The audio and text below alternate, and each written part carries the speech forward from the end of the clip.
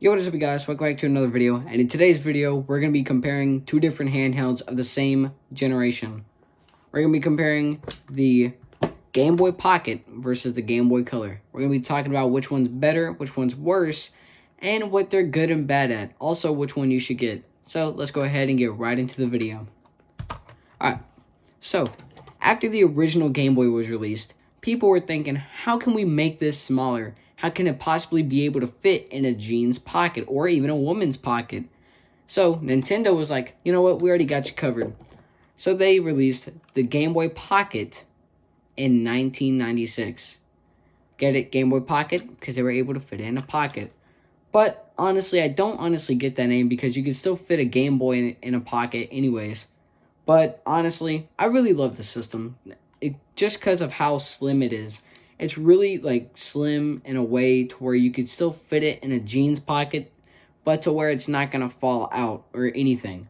Like if it's still in a regular pocket, like sweatpants for example, or just like regular pants, it won't fall out of your pocket. It's perfect size. I don't know how they possibly did it. But with two AAA batteries, as you can see there, you're able to easily play some of your favorite games. Like, for instance, Pokemon Red or Blue. Oh, you're not into Pokemon? What about Donkey Kong Land? Oh, you're not into games like that? What about Mario? Oh, my bad, you're not a Nintendo kid? What about Mortal Kombat? There are so many different games you could play for this system, and it was just amazing. You could play all the amazing titles from the Game Boy line, but in a smaller form factor with a bigger screen. And that's what's good about this system. Even though it is a smaller system overall, it has a bigger and better screen. Instead of the small pea green or puke green screen of the original Game Boy, you got the bigger screen of the Game Boy Pocket. It had the color scheme of black and white instead of puke green, to where it was easier on the eyes and there was less ghosting, which is whenever the picture or thing on the screen has motion blur or is blurry when moving quickly. So that's always good to have on a Game Boy, especially if it's the newest one. The speaker's still good and loud, as you can hear as soon as I turn it on. As you can hear.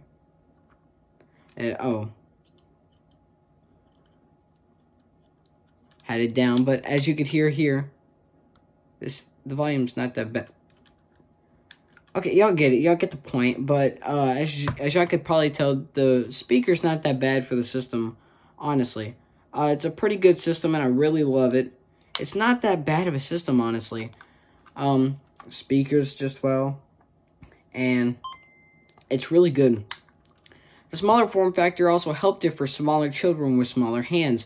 For instance, if you bought your child, a young child, a Game Boy Pocket, for example, they could hold it more properly and easier to where it didn't hurt their hands to kind of cramp it around a huge console. The Nintendo Game Boy, however, it was so big, in fact, that it was mostly comfortable for adults. For smaller kids to try to play it and hold it, it was too heavy or too big for the child. But the Game Boy Pocket helped it with that, with the smaller form factor, but with the much better feature.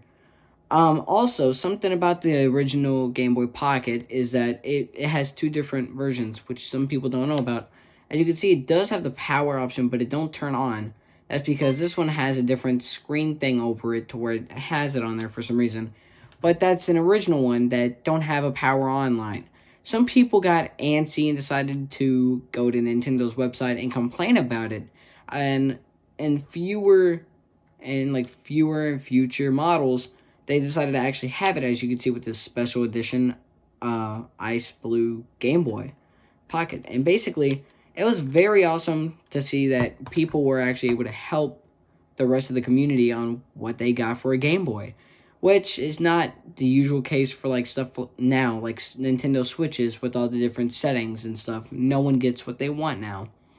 But yeah, it was amazing. It had all the stuff that the original Game Boy had. It had the contrast mode, the volume, it had the port to trade high scores or Pokemon with, and the power on switch.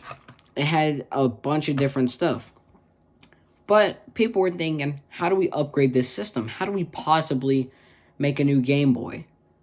So Nintendo was thinking, you know what? Let's do something for Japan and just leave like the US out of it. So they released the Game Boy Light, which is a system only released in Japan that sold only 12,000 units, which makes theirs rare, which is why it's so expensive. This is the one I spent the most money on, and I spent about $229 on it just to get it because of how rare this thing is. It came in 2 different models, silver and gold, and I have the gold version, but you can barely tell that because of how much use and stuff it's got. But y'all can see when I turn off the lights. In the regular version, you can't see it, but with the light on, huge difference. But I thought if that released in America, it'd be a huge hit, and so many people would love the Nintendo Game Boy. But then that means nobody would spend money on their newest one. So, in the later of 1998, they decided to release the Game Boy Color. A Game Boy with color. Amazing, right? Never seen before. Which was kind of dumb, honestly, because the only Game Boy with the backlight was the Game Boy Light, and it was only in Japan, and this one was the only one with color at the time, which was kind of dumb knowing Sega's Game Gear and Atari's handheld had light and color back in 1990, which was kind of stupid for people to think that this was better. But no, they had a thing up their sleeve. Because the Game Gear and stuff had a battery life of like 5 hours for 16 batteries, and the Game Boy Pocket and Color had a battery life of 15 hours with only 2 batteries. The Game Boy Pocket taking AAAs and the Game Boy Color taking AAs. But the thing is, AAAs were more money than AAs at the time, and still are. So it'd be better to buy AAs for the Game Boy Color, which was an upside for the Game Boy Color. However, there's a cool feature about the Game Boy Color, and it's about the colors and variety it came in. As you can see with the word color, it has different colors on it. Pomegranate, grape, kiwi, berry, grape, kiwi, pomegranate, and teal, which I don't know why the blue one is not named blueberry or something like that, but it's just named teal. I have actually 2 variants of each of these systems. As you could see, for the Game Boy Pocket, I actually have 2 variants. I have the green model, and I have a limited edition ice blue model, which I like the ice blue one more, but it's definitely more rarer. And then for the Game Boy Color, I have 2 different variants, which is the berry version and the teal version, which I like the teal one more because it just looks better. And as you could probably tell, I like blue. I have a Pokemon Blue, a blue Game Boy Pocket, and a blue Game Boy Color. And yeah, and there's blue buttons on my original Game Boy, so if you don't like blue, sue me. But anyways, basically, the Game Boy Color was a good upgrade in its own way. Even though there was a smaller screen, it still had its upsides, honestly. There's no more contrast mode, so in case you put it in your pocket, there's no way it can mess up and you'd have to go back and try to find the perfect contrast setting. The only thing it had on it was the port for trading Pokemon and high scores, volume, the power mode is, the power switch is now on the side, and there's also a new thing at the top.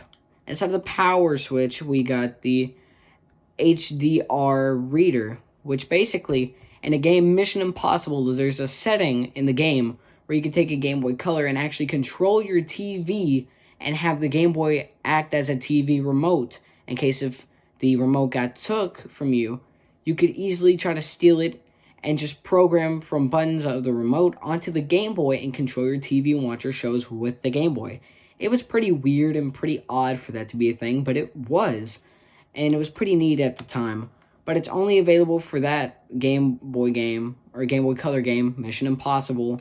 And it was a very weird and wacky thing about it. But, yeah. The Game Boy Color was really good, but it also had some different special editions. With the Game Boy Pocket having a Kirby Special Edition and the Ice Blue Special Edition, the Game Boy Color had some other models that were different, like, editions.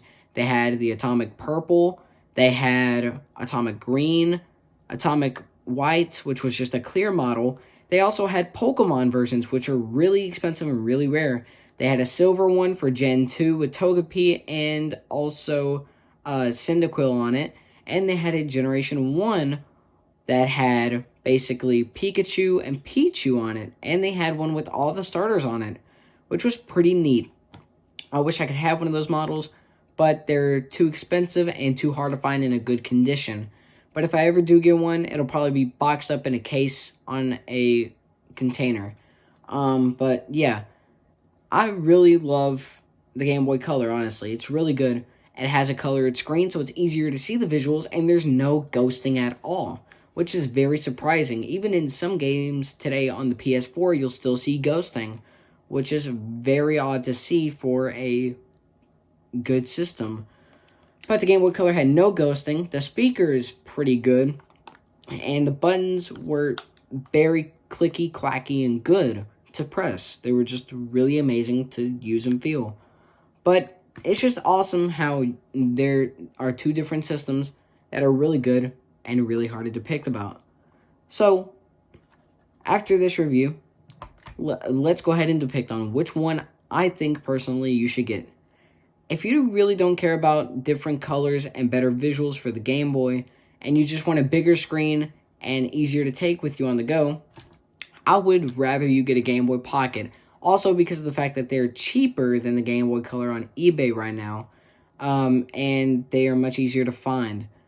They're easier to find in good condition and working condition, and I just really love the Game Boy Pocket, honestly. It's just amazing. There's nothing wrong with the Game Boy Pocket. But if you'd rather have more of a variation in games, I guess, and also better visuals, but don't care about the screen size, go for the Game Boy Color. There are so many good colors and variants of the Game Boy Color that I think you should get personally. They're just really good. Also, if you do get a Game Boy Color and you can get the game Mission Impossible, please let me know if that remote control still works. I need to find out if it still works in the setting. But let me know if that still works.